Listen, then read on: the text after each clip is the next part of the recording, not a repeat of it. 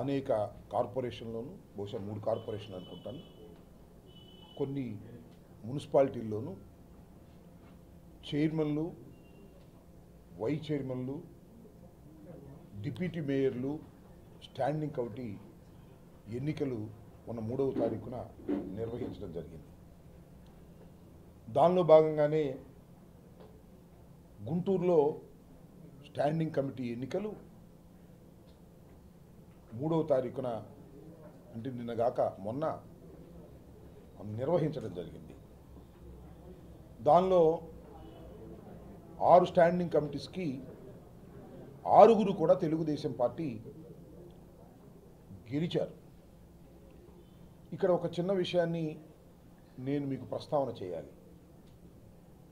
ఈ కార్పొరేషన్లో 57 కార్పొరేటర్లు ఉన్నారు. దానిలో మా వైసీపీ నుంచి గెలిచినటువంటి ఒక కార్పొరేటర్ మరణించారు. అంటే 56 కార్పొరేటర్లు. వాళ్ళు గెలిచింది కూటమి 2 కలిపి 11 సీట్లు, మిగతావన్నీ మావే. అబ్సల్యూట్ మెజారిటీతో మేయరు, డిప్యూటీ మేయరు ఇద్దరు ఎన్నుకోవడం జరిగింది. తర్వాత జరిగినటువంటి పరిణామ క్రమాలలో ఒక డిప్యూటీ మేయర్ పార్టీ మారారు. ఎన్నికలకు ముందే కొంతమంది కార్పొరేటర్లు వెళ్ళిపోయారు. ఈ స్టాండింగ్ కమిటీ ఎన్నికలు ప్రకటన సమయానికి మేము 56లో 33 ఉన్నాం. అంటే వాళ్ళ అధికారం వచ్చిన తర్వాత కూడా మా పక్షాన నిలబడిన వారు 33 మంది, ఒక ఇండిపెండెంటు, 32 మంది ఫ్యాను గుర్తు మీద గెలిచిన వారు. ఆ దశలో నోటిఫికేషన్ వచ్చింది, నామినేషన్లు వేశాం. ఇక బెదిరింపుల పర్వం, కొనుగోలు పర్వం, డబ్బులు ఇస్తామని ఫోన్లు చేయటం చేశారు. కొంతమందికి డైరెక్ట్గానే డబ్బులు ఇచ్చి వారి మెడల్లో కండవాలు వేశారు. మీకు తెలుసు, బహిరంగంగానే ఎంపీ గారు వెళ్ళి కండవ వేశారు, ఎమ్మెల్యేలు ఇళ్ళకెళ్ళి వాళ్ళని బతినాడుకుని కండువాలు వేశారు, వాళ్ళకు ప్రలోభాలు పెట్టారు. అయినా వాళ్ళు పోగా కూడా మాకు 28 మంది ఉన్నారు. ఇటు 28 మంది, అటు 28 మంది. మేము ఈ 28 మందిని కాపాడుకోవటం కోసం క్యాంప్ పెట్టాం. వాళ్ళు కూడా క్యాంప్ పెట్టారు. అప్పుడే తేలిపోయింది వాళ్ళు డబ్బులు ఇచ్చి కొనాలని ప్రయత్నం చేస్తున్నారని. సరే, 28 లాటరీ అవుతుందేమోనని మేము అనుకున్నాం. మా ఎమ్మటే వచ్చారు, మా కండువాలే వేసుకున్నారు. మా పార్టీ తరపునే గెలిచిన వారు 4 క్రాస్ ఓట్ చేశారు. ఇది మమ్మల్ని చాలా బాధించినటువంటి అంశంని మనం చేస్తున్నాం. మమ్మల్నే కాదు, నిజమైన వైఎస్ఆర్ కాంగ్రెస్ పార్టీ కార్యకర్తలందరూ కూడా ఈ విషయాన్ని బాధపడాలని మనం చేస్తున్నాం. ఎందుకంటే డైరెక్ట్గా ప్రలోభాలకు లోనై పార్టీ మారిన వాళ్ళు ఉన్నారు, దుర్మార్గులు మారిన వాళ్ళు. మా ఎమ్మటే వచ్చారు, మాతో పాటే ఉన్నారు, లోపలికి లొట్టేశారు. ఇది దుర్మార్గం, అనైతికం. అది అనైతికం, దానికన్నా ఘోరమైనటువంటి మోసం ఇది. దీన్ని మమ్మల్ని తీవ్రంగా కలిచివేసిందనే విషయాన్ని పత్రికల ద్వారా చెప్పదలుచుకున్నాం. ఎస్, మీకు ఇష్టం లేదు, పార్టీ మారడం అనేది చట్ట విరుద్ధం, యాంటీ డిఫెక్షన్ లా ఉన్నా కూడా అమలు కావట్లా ఈ దేశంలో దురదృష్టవశాత్తు. ఎంపీలు మారుతున్నారు, ఎమ్మెల్యేలు మారుతున్నారు, కార్పొరేట్లు మారుతున్నారు, కానీ యాంటీ డిఫెక్షన్ లా మాత్రం వర్తించటం లేదు.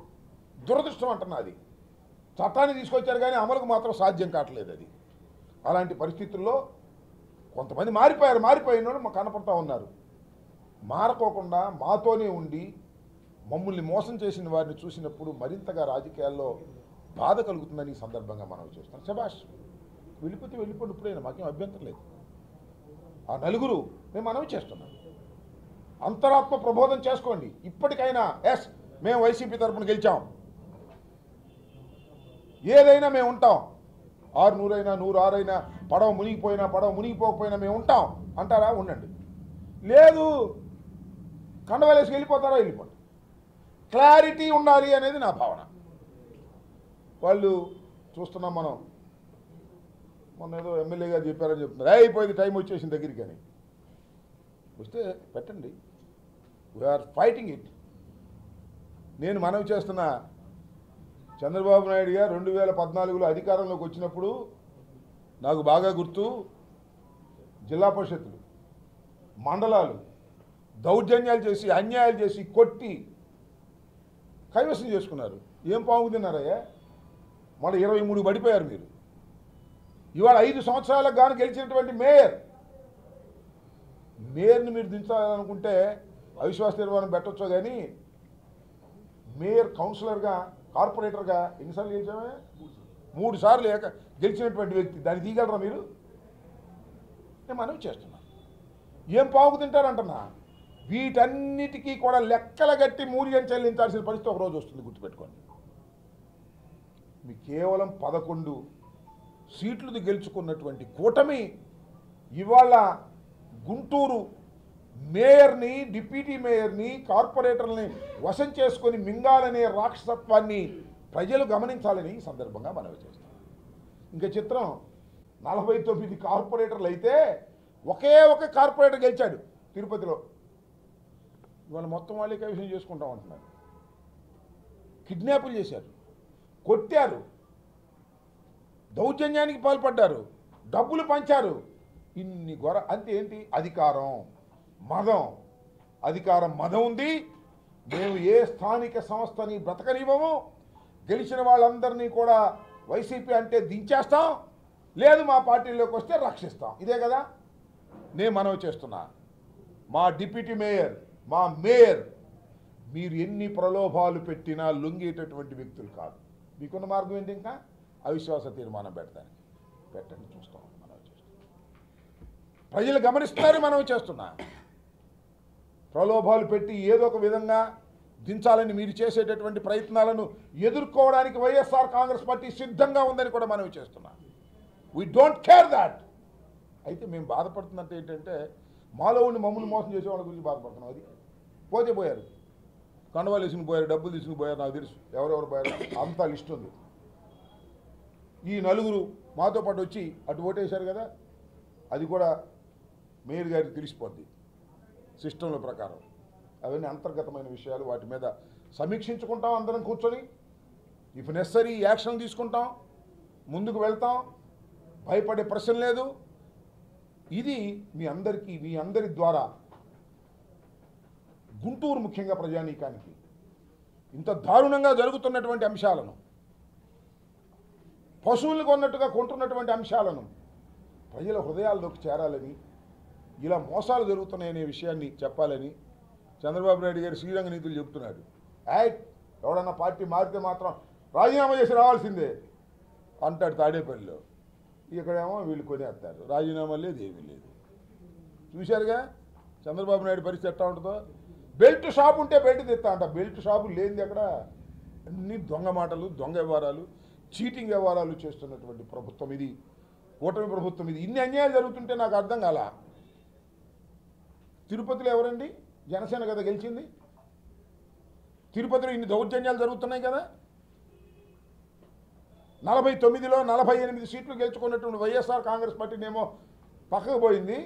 ఒక్క సీటు గెలుచుకున్న వాళ్ళేమో డిప్యూటీ మేయర్ ఎన్నికలో గెలిచారు. ఇది ప్రజాస్వామ్యమా?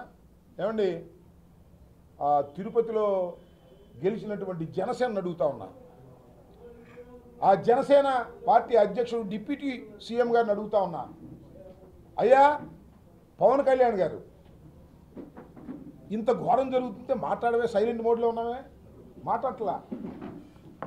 ఇంత అన్యాయం, ఇంత ఘోరం జరుగుతూ ఉంటే is in silent mode. Pawan Kalyan garu నోరు విప్పరు. నోరు విప్పితే తప్పని చెప్పాలి, తప్పని చెప్పే ధైర్యం లేదు. చంద్రబాబు నాయుడు గారు చేస్తున్నటువంటి ఈ అకృత్యాలను ధైర్యంగా ఎదుర్కొని ఇది తప్పు అని ఖండించే శక్తిహీనుడు పవన్ కళ్యాణ్ గారు. తిరుపతిలో మీ శాసనసభ్యుడు గెలుచుకున్నటువంటి నియోజకవర్గంలో ప్రజాస్వామ్యం ఖూనీ అవుతుంటే నోటికి ప్లాస్టర్ వేసి కూర్చున్నావు ఏంటయ్యా, నాకు అర్థం కాలేదు. వారు నీ దుంపదేగా, నేను 10 సంవత్సరాల నుంచి చూస్తున్నా, ఎంత ఊగిపోయేవాడు. ప్రజాస్వామ్యం అన్యాయం అయిపోతుంది, అక్రమం అయిపోతుంది, జగన్మోహన్ రెడ్డి గారు అన్యాయం చేస్తున్నాడు, ఇది చెప్పావు కదా. మరి ఇవాళ ఏమైంది? ఇవాళ నీ నియోజకవర్గంలో అంటే ఐ మీన్ జనసేన నియోజకవర్గంలో ఇంత దారుణం జరుగుతుంటే, తిరుపతిలో పవిత్రమైన ప్రదేశంలో ఇన్ని దారుణాలు. మరి ఎమ్మెల్సీని కిడ్నాప్ చేశారండి, దుర్మార్గం. 4 కార్పొరేటర్లను ఎత్తుకుపోయి కొట్టి ఓట్లు వేయించుకున్నారండి తిరుపతిలో. వాళ్ళ తర్వాత వచ్చి కరుణాకర్ రెడ్డి గారి సమక్షంలో చెప్పారు, అయ్యా మమ్మల్ని కొట్టారు, బెదిరించారు, చేతులు ఎత్తకపోతే ఊరుకోమన్నారు, అందుకని భయపడి చేశామంటే ఇది ప్రజాస్వామ్యమా? పవన్ కళ్యాణ్ గారు నేను అడుగుతా ఉన్నా, జనసేన అడుగుతా ఉన్నా. ఈ దుర్మార్గాల్ని ప్రోత్సహిస్తున్నది ఒక్క చంద్రబాబు నాయుడు గారే కాదు, పవన్ కళ్యాణ్ గారు కూడా అనేటువంటి భావన కలుగుతూ ఉన్నటువంటి తరుణం. ఇప్పటికైనా సైలెంట్ మూడ్ నుంచి మారాలి పవన్ కళ్యాణ్ గారు.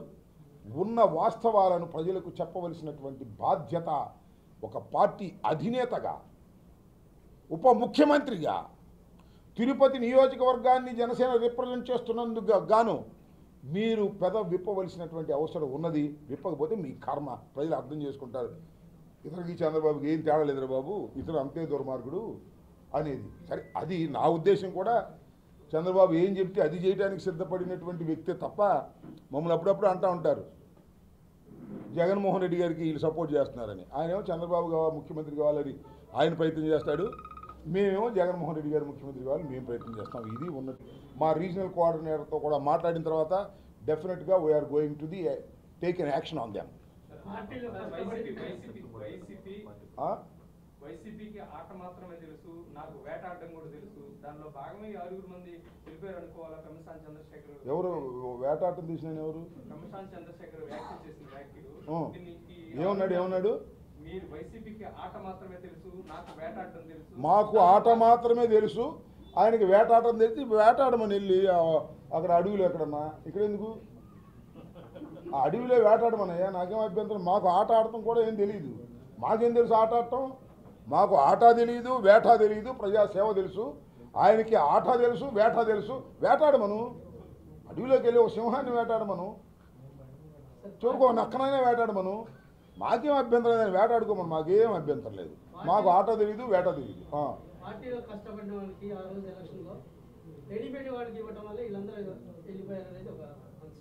ఒక అభిప్రాయం ఉందా? పరిశీలిద్దాం దాని గురించి కూడా.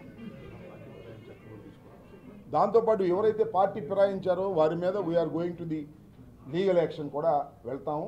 ఎవరైతే మాకు చాలామంది కండువాలేసుకు వెళ్ళారో వాళ్ళ మీద తప్పనిసరిగా we are going to take an action on that. వైసీపీకి సంఖ్యాబలం ఇప్పుడు తక్కువగా ఉంది. ఇప్పుడు అవిశ్వాస తీర్మానం పెట్టిందా, వెయిట్ చేస్తారా? లేకపోతే మీ మేయరు, డిప్యూటీ మేయరు రాజీనామా చేస్తుందా? రమ్మను, చేస్తాం. అయ్యే ఉండవు, చూస్తాం. అసలు వాళ్ళు అవిశ్వాస తీర్మానం పెట్టినా కూడా వాళ్ళ వల్ల కాదు, చట్టాల ప్రకారం చాలా ఉన్నాయి. అవన్నీ అయ్యే పని కాదు. 5 సంవత్సరాలు మేయర్గానే ఉంటాడు, రాసుకోండి. 5 సంవత్సరాలు డిప్యూటీ మేయర్గానే ఉంటాడు, రాసుకోండి. చట్టాలు అంత తేలిగ్గా కాదు. వాళ్ళు అవిశ్వాస తీర్మానం ఎట్ట పెడతారో చూస్తాం, పెడితే ఎదుర్కొంటాం, దాని వ్యవహారం తేలుస్తాం. అన్నిటికీ సిద్ధమే.